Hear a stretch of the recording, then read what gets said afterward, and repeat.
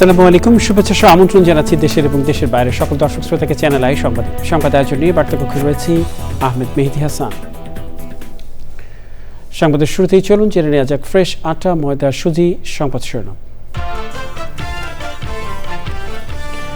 জুলাই সনদ বাস্তবায়ন অধ্যাদেশ সংবিধানের সঙ্গে প্রতারণা, বললেন আইনমন্ত্রী। গণভোট অধ্যাদেশও অবৈধ মন্তব্য। হাম ও উপসর্গে আরও 7 শিশুর মৃত্যু, বয়স্ক ব্যক্তি এবং গর্ভবতী নারীরাও আক্রান্ত হচ্ছেন, জানালেন চিকিৎসকরা। পশ্চিমবঙ্গের মুখ্যমন্ত্রী হিসেবে আগামীকাল শপথ নিচ্ছেন শুভেন্দু অধিকারী। রাজ্য বিজেপির বিধায়কদের বৈঠকে সিদ্ধান্ত। যুদ্ধবিরতির মধ্যেই হরমুজ প্রণালীতে যুক্তরাষ্ট্র ও ইরানের নৌযানে পাল্টাপাল্টি হামলা, গোলাগুলির পরও যুদ্ধবিরতি বহাল রয়েছে মার্কিন প্রেসিডেন্টের দাবি। জবাবদিহিমূলক সাংবাদিকতা চর্চায় দেশি বিদেশি বিশেষজ্ঞদের তাগিদ। রাজধানীতে দুদিনের বাংলাদেশ জার্নালিজম কনফারেন্স। এবং সাহিত্যের সব ক্ষেত্রেই বিশ্বকবির দাপুটে বিচরণ ছিল, বললেন মির্জা ফখরুল। রবীন্দ্রসঙ্গীত শিল্পী সংস্থার জাতীয় উৎসবে শব্দ সৈনিক তিমির নন্দীকে সম্মাননা।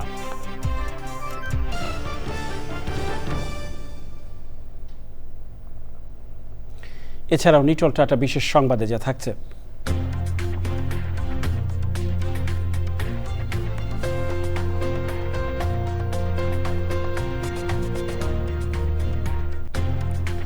লন্ডনে হেনরি মুরের ভাস্কর্যে উন্মুক্ত প্রদর্শনীর খবর।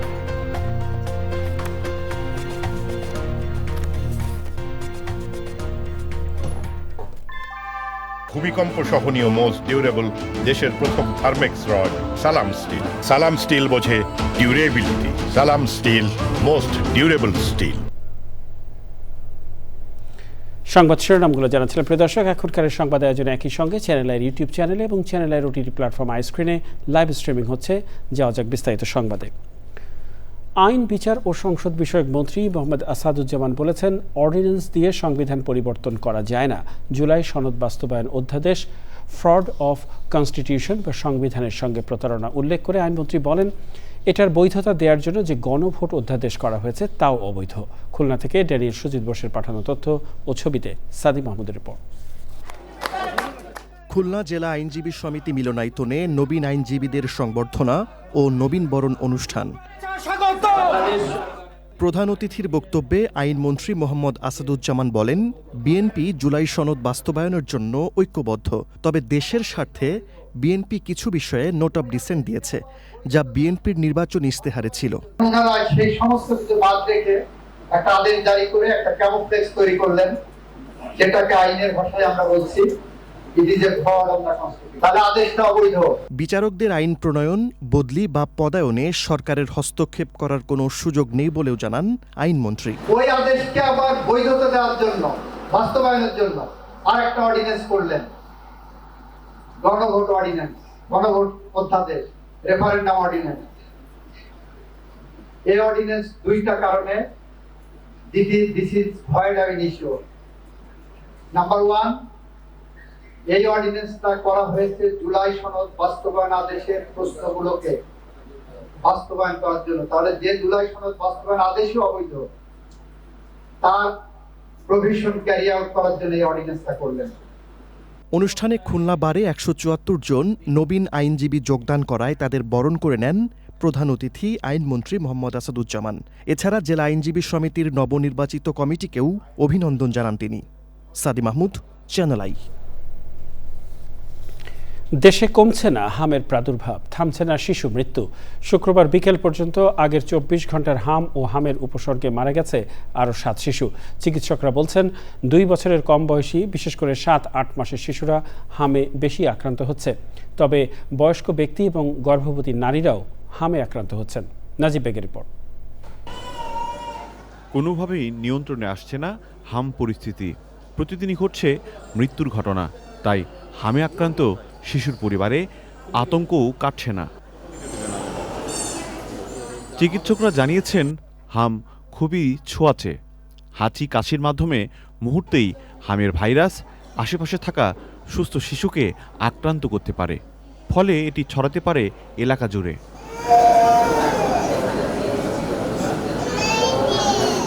আমরা প্রত্যেক উপজেলা ইউএইচপিওর নেতৃত্বে আমাদের স্বাস্থ্যকর্মী যারা হেলথ অ্যাসিস্ট্যান্ট আছে, ভ্যাকসিনেটর হিসেবে কাজ করছেন, ভলান্টিয়ার আছে, তারা 6 মাস থেকে 5 বছর বয়সী সকল শিশুকে একটা করে হামের টিকা দিচ্ছেন, যাতে শিশুদের হামের বিরুদ্ধে রোগ প্রতিরোধ ক্ষমতা তৈরি হয়। আমাদের সর্বোচ্চ চেষ্টা আছে এবং রেগুলার আমরা রাউন্ড দিচ্ছে। আমরা চেষ্টা করতেছি যে এই যে প্রাদুর্ভাবটা এটা যাতে আমরা ওভারকাম করতে পারি। চিকিৎসকরা বলছেন শুধু শিশুদের মধ্যেই হাম সীমাবদ্ধ থাকছে না। বাচ্চা তো মোটামুটি সবাই আসছে, 5 মাস 6 মাস বয়সী বাচ্চাও আছে, তবে 2 বছরের নিচের বাচ্চার সংখ্যা বোধহয় একটু বেশি। প্রেগনেন্ট লেডি আছেন, অলরেডি প্রায় 6-7 জন ছিলেন যারা গর্ভবতী, এবং এটা খুবই ঝুঁকিপূর্ণ। তবে আতঙ্কিত না হয়ে অভিভাবকদের টিকার বিষয়ে সচেতন হতেও বলছেন চিকিৎসকরা। নাজিব বেগ, চ্যানেল আই, ঢাকা। পশ্চিমবঙ্গের মুখ্যমন্ত্রী হিসেবে বিজেপির নেতা শুভেন্দু অধিকারী মুখ্যমন্ত্রী হিসেবে নির্বাচিত হয়েছেন। বিজেপির বিধায়ক দলের বৈঠকে এ সিদ্ধান্ত হয়েছে। বৈঠকে সভাপতিত্ব করেন ভারতের কেন্দ্রীয় স্বরাষ্ট্রমন্ত্রী অমিত শাহ। শনিবার শুভেন্দু অধিকারী পশ্চিমবঙ্গের মুখ্যমন্ত্রী হিসেবে শপথ নেবেন। কলকাতার ব্রিগেড প্যারেড গ্রাউন্ডে শপথ অনুষ্ঠানে উপস্থিত থাকবেন প্রধানমন্ত্রী নরেন্দ্র মোদী, স্বরাষ্ট্রমন্ত্রী অমিত শাহ ও এনডিএ শাসিত রাজ্যগুলোর মুখ্যমন্ত্রীরা। পশ্চিমবঙ্গ বিধানসভার 294টি আসনের মধ্যে 260টিতেই জয়ী হয়েছেন বিজেপির প্রার্থীরা। বিজেপির এবারের ঐতিহাসিক বিজয়ের মাধ্যমে তৃণমূল কংগ্রেসের 15 বছরের শাসনের অবসান হলো। কলকাতার ভবানীপুর আসনে শুভেন্দু অধিকারী হারিয়েছেন তৃণমূল কংগ্রেস নেত্রী ও সদ্য সাবেক মুখ্যমন্ত্রী মমতা ব্যানার্জিকে। এ পর্যায়ে ইরান যুদ্ধের 70তম দিন।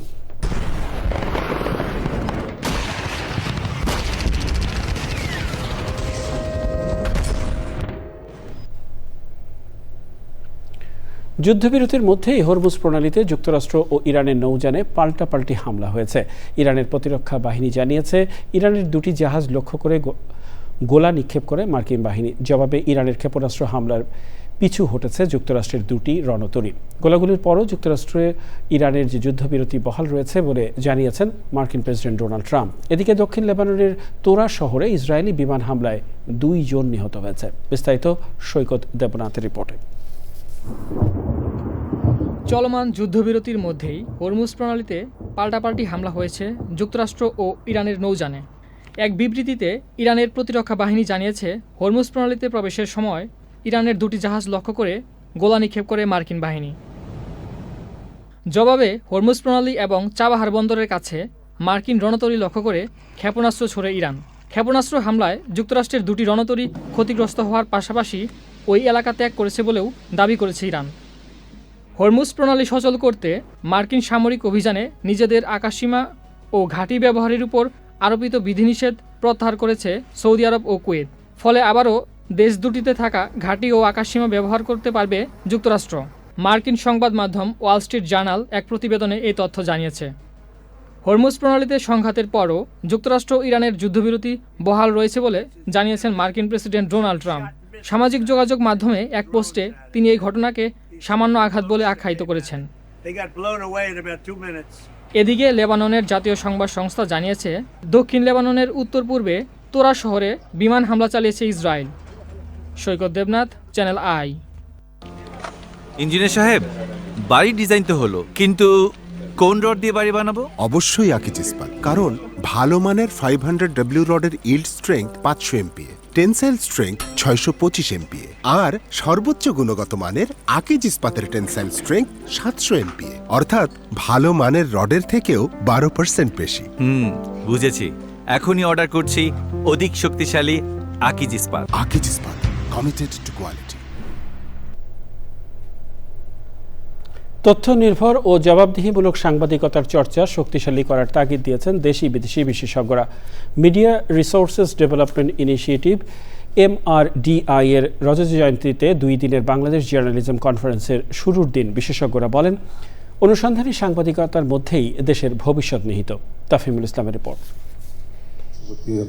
ভবিষ্যতের সাংবাদিকতা কোন পথে? কৃত্রিম বুদ্ধিমত্তা আর ডিজিটাল প্ল্যাটফর্মের দাপটে মূলধারার গণমাধ্যমের চ্যালেঞ্জগুলো ঠিক কি? এসব প্রশ্নের উত্তর খুঁজতে রাজধানীতে সমবেত হয়েছেন দেশি বিদেশি গণমাধ্যম কর্মীরা। গণমাধ্যম বিষয়ক উন্নয়ন সংস্থা MRDI এর 25 বছর পথ চলার উদযাপনের এই আয়োজনে মূল কেন্দ্রে স্বাধীন ও সাহসী সাংবাদিকতা। গুরুত্বপূর্ণ ব্যক্তি, তাদের প্রেশার আসবে, সেই প্রেশারটা কে সহ্য করবে? Editor. So in my view, if journalism, investigative journalism is to flourish, the role of the editor becomes principal.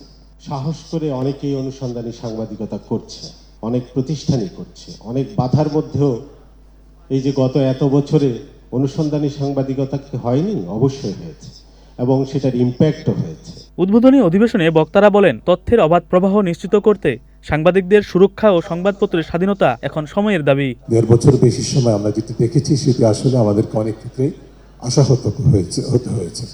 সরাসরি সংবাদকর্মীগণ, সংবাদ প্রতিষ্ঠান, গণমাধ্যম প্রতিষ্ঠান আক্রমণের শিকার হয়েছে, যেটি পৃথিবীর ইতিহাসে বিরল।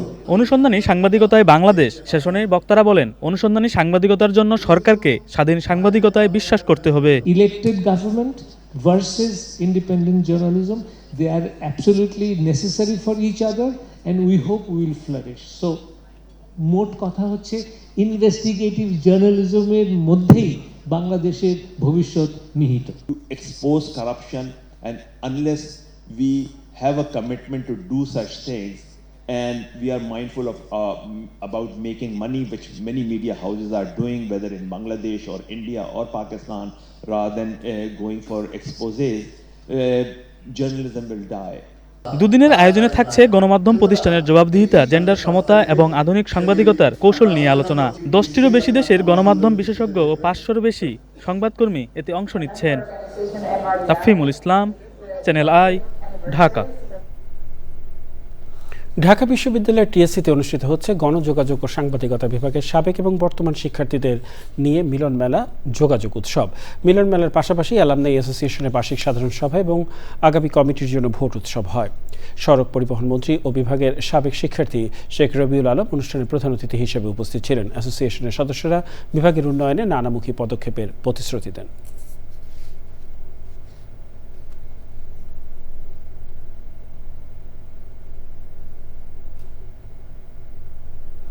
প্রধানমন্ত্রীর রাজনৈতিক উপদেষ্টা ও বিএনপির সিনিয়র যুগ্ম মহাসচিব রুহুল কবির রিজভী বলেছেন, বিরোধী দল গঠনমূলক সমালোচনা করলে গণতন্ত্র সুসংহত হয়, আর অহেতুক মিথ্যাচার করলে তা ষড়যন্ত্র হিসেবে গণ্য হয়।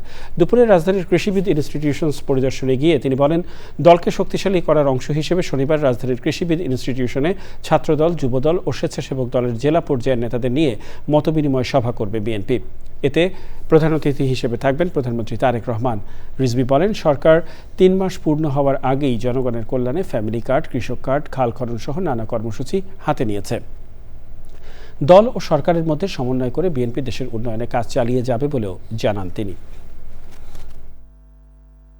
বিরোধী দল যারা আছেন তারা সেই সমালোচনাগুলো করবেন, তবে সমালোচনাটা যেন গঠনমূলক। সমালোচনা যদি আমাকে বিরোধিতা করতেই হবে, এইটা ছাড়া আর কোনো কাজ নেই, সেটা তো গঠনমূলক হবে না। তখনই ষড়যন্ত্রের বিষয়টা আসে, যে আমি কোনো কিছুই বুঝি না, কোনো কিছুই মানি না, আমি আমার এজেন্ডাটাই বাস্তবায়ন করব, তাহলে ওটা পার্ট অফ কনস্পিরেসি হবে। আর ডেমোক্রেসি যদি হয়, আপনি গঠনমূলক সমালোচনা করবেন, সরকারের যে ভুল সেই ভুলগুলো দেখিয়ে দেবেন, এটা তাতে গণতন্ত্র শক্তিশালী হয়, রাষ্ট্র অত্যন্ত ফাংশনাল হয়। বৈষম্যহীন বাংলাদেশ গড়ার প্রত্যয়ে দেশের মানুষ আন্দোলন করলেও নতুন সরকার আবারও পুরনো ধারায় চলছে বলে অভিযোগ করেছেন জামায়াতে ইসলামের সেক্রেটারি জেনারেল মিয়া গোলাম পারওয়ার। একই সঙ্গে তিনি বলেন, দেশের ব্যবসা বাণিজ্য ও শিল্প খাতসহ সব ক্ষেত্রে স্বাধীন সিদ্ধান্ত নিশ্চিত করতে হবে। শুক্রবার রাজধানীর ডিপ্লোমা ইঞ্জিনিয়ার্স ইনস্টিটিউটে বাংলাদেশ রেলওয়ে এমপ্লয়ীদের দ্বিবার্ষিক সম্মেলনে তিনি এসব কথা বলেন। মিয়া গোলাম পারওয়ার বলেন, কোনো দেশের প্রেসক্রিপশনে মেনে নয়, দেশের স্বার্থকে অগ্রাধিকার দিয়ে রাষ্ট্র পরিচালনা করতে হবে।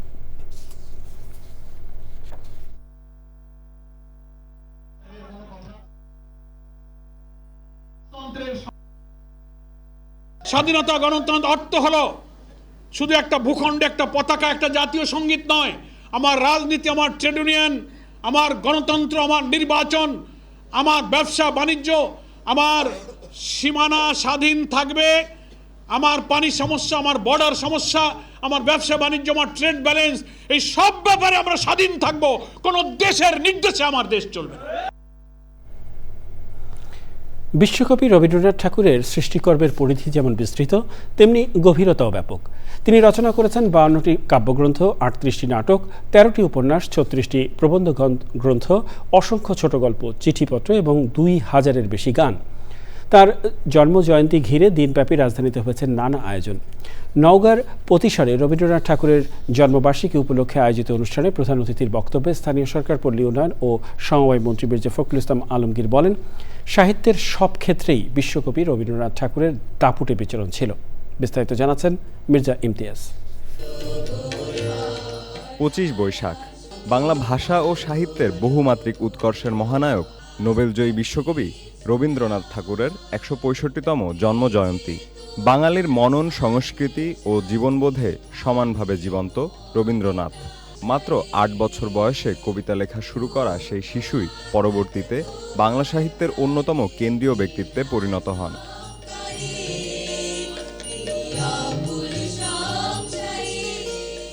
রাজধানীর বিভিন্ন জায়গায় অনুষ্ঠিত হয় কবিগুরু রবীন্দ্রনাথ ঠাকুরের জন্মবার্ষিকীকে ঘিরে নানা সাংস্কৃতিক আয়োজন।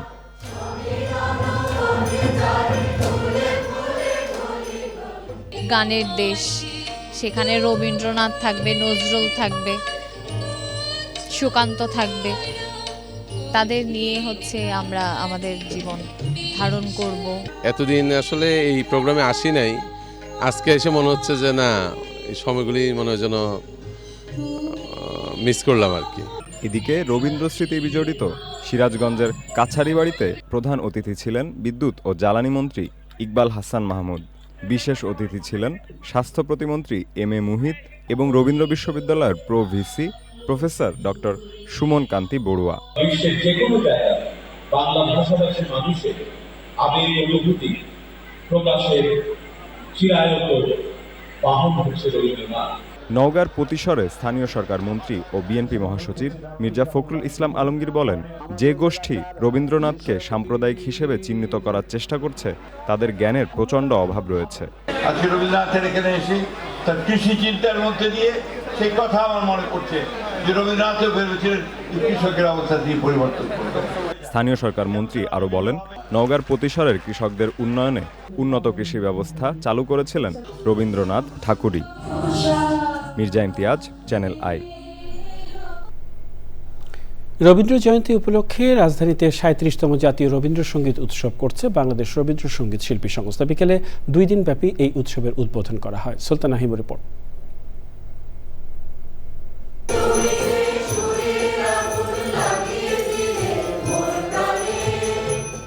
জাঁকজমক আয়োজনে উদযাপিত হচ্ছে 165তম রবীন্দ্র জয়ন্তী।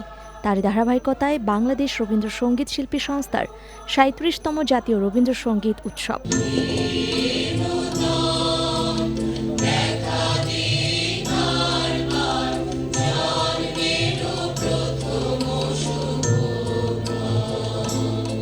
মুক্তিযুদ্ধ জাদুঘর মিলনায়তনে 2 দিন ব্যাপী উৎসবের সূচনা করেন 21 পদকে ভূষিত বিশিষ্ট কথাশিল্পী অধ্যাপক আনোয়ারা সৈয়দ হক। আয়োজনে মুক্তিযোদ্ধা ও শব্দ সৈনিক শিল্পী তিমির নন্দীকে কলিম শরাফি পুরস্কার ও সম্মাননা প্রদান করা হয়। আমি হয়তো এত বড় শিল্পী না, এই সম্মাননার যোগ্য কিনা আমি জানি না। কলিম শরাফি ভাইয়ের জন্মদিনে, শুভ জন্মদিনে পুরস্কার এবং সম্মাননা আমি নিচ্ছি। আমি ভীষণভাবে আপ্লুত এবং গর্বিত। অনেক বছর আমি তার সান্নিধ্যে ছিলাম। তিনি কোনো দিন কারো কাছে মাথা নোয়াননি। এক বলিষ্ঠ ব্যক্তিত্ব। কলিম শরাফি একজন মানুষ নন, তিনি একটি প্রতিষ্ঠান। এবার উৎসবে উপমহাদেশের সদ্যপ্রয়াত বরেণ্য শিল্পী আসাম ভোসলে, রবীন্দ্রসঙ্গীত শিল্পী শাহজাহান হাফিজ, স্বাধীন বাংলা বেতার কেন্দ্রের কণ্ঠযোদ্ধা বিশিষ্ট নজরুল সঙ্গীত শিল্পী ডালিয়া নওশিনকে উৎসর্গ করা হয়। Sultana Himu, channel I, Dhaka. পুলিশের মাঝে যে বিশৃঙ্খল পরিস্থিতি ছিল ধীরে ধীরে তা স্বাভাবিক হচ্ছে বলে জানিয়েছেন পুলিশের মহাপরিদর্শক মোহাম্মদ আলী হোসেন ফকির। রাজধানীতে ৩০০ ফিট এলাকায় খিলক্ষেত পুলিশ ফাঁড়ি উদ্বোধন শেষে তিনি বলেন, বর্তমান সরকার পুলিশের প্রতি আন্তরিক। জনগণের সার্বিক নিরাপত্তা দিতে আধুনিক জনবান্ধব প্রযুক্তি নির্ভর পুলিশ বাহিনী গড়ে তোলা হবে। এ সময় তিনি বলেন, বিগত সরকারগুলোর সময় আমলাতান্ত্রিক জটিলতার কারণে পুলিশের কাঙ্ক্ষিত মান উন্নয়ন সম্ভব হয়নি, তবে এখন আর সেই জটিলতা নেই। অনুষ্ঠানে ডিএমপি কমিশনার জানান, টেকনোলজিক্যাল পুলিশ তৈরিতে ঢাকা মেট্রোপলিটন পুলিশ কাজ করছে।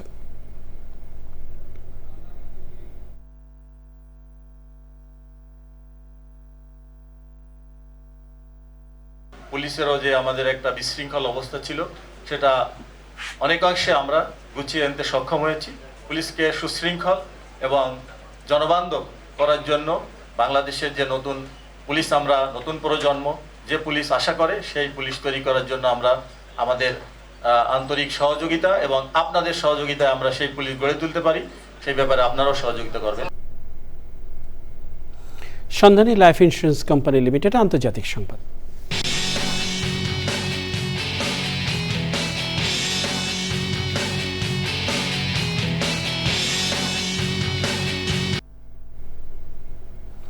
মার্কিন প্রেসিডেন্ট ডোনাল্ড ট্রাম্পের যুক্তরাষ্ট্রের সব আমদানির উপর 10% শুল্ক আরোপের সিদ্ধান্তকে অবৈধ ঘোষণা করেছে ফেডারেল আদালত। এক রায়ে ফেডারেল আদালত এ আদেশ দেন। একই সঙ্গে মামলাকারীদের কাছ থেকে আদায় করা শুল্ক ফেরত দিতে এবং ভবিষ্যতে তাদের ক্ষেত্রে এ শুল্ক কার্যকর না করার নির্দেশ দেওয়া হয়েছে। এদিকে ট্রাম্প প্রশাসন ইতিমধ্যে এ রায়ের বিরুদ্ধে আপিল করার ঘোষণা দিয়েছে। যুক্তরাষ্ট্রের একটি ফেডারেল আদালত জানিয়েছে, 1974 সালের ট্রেড আইন অনুসারে এই শুল্ক আরোপের যথেষ্ট আইনি ভিত্তি নেই।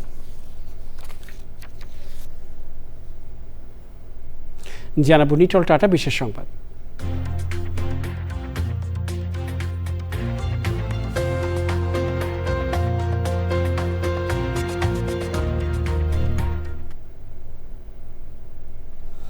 লন্ডনের কিউ গার্ডেন্সে শুরু হচ্ছে ব্রিটিশ ভাস্কর হেনরি মুরের ভাস্কর্যের উন্মুক্ত প্রদর্শনী।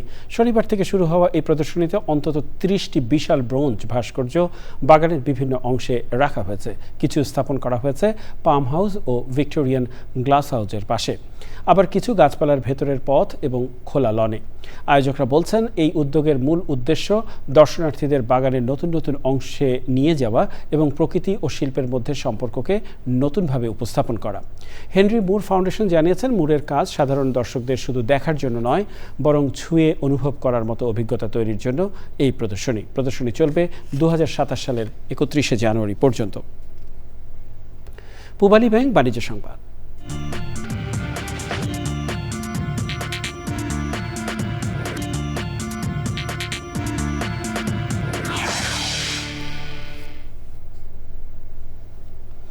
ব্যাংকিং খাতে মানি লন্ডারিং ও সন্ত্রাসী কার্যক্রমে অর্থায়ন প্রতিরোধে সচেতনতা বাড়ানো এবং দায়বদ্ধতা নিশ্চিত করতে Bangladesh financial intelligence unit BFIU এর উদ্যোগে কক্সবাজারে দুদিনব্যাপী ব্যাংকগুলোর মানি লন্ডারিং প্রতিরোধ পরিপালন কর্মকর্তা সম্মেলন শুরু হয়েছে। শুক্রবার সকাল 8টা থেকে কক্সবাজারের একটি হোটেলে সম্মেলন কক্ষে উদ্বোধনী অনুষ্ঠানে প্রধান অতিথি ছিলেন বাংলাদেশ ব্যাংকের BFIU প্রধান ইফতেখার উদ্দিন মোহাম্মদ মামুন।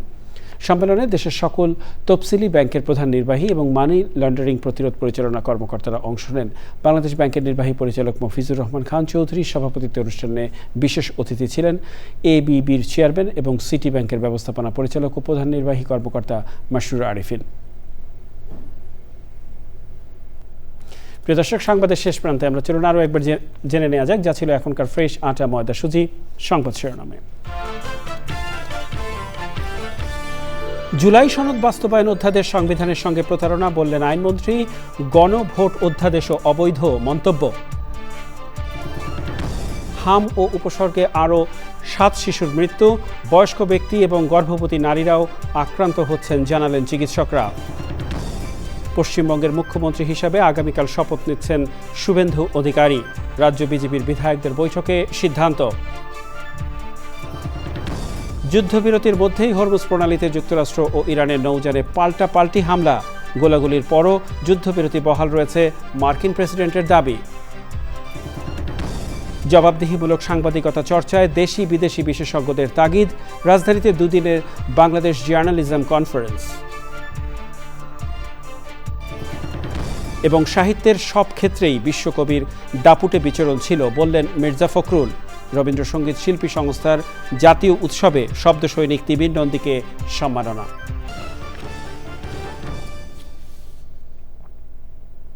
প্রিয় দর্শক, বাংলাদেশ স্যাটেলাইট কোম্পানি লিমিটেড পরিচালিত জরিপ অনুযায়ী আগের মাসগুলোর মতো এপ্রিলেও টিআরপি টপার অর্থাৎ দেশের সবচেয়ে জনপ্রিয় টেলিভিশন চ্যানেল চ্যানেল আইয়ের সর্বশেষ সংবাদ জানতে ভিজিট করুন channelionline.com। আমাদের সোশ্যাল মিডিয়া প্ল্যাটফর্মগুলোর পাশাপাশি যুক্ত থাকুন ওটিটি প্ল্যাটফর্ম আইস্ক্রিনের সাথে। আর এর সাথে শেষ করছি এখনকার সংবাদ আয়োজন। সংবাদে এতক্ষণ আমাদের সাথে থাকার জন্য সংবাদ টিমের সবার পক্ষ থেকে আপনাদের আবার শুভেচ্ছা।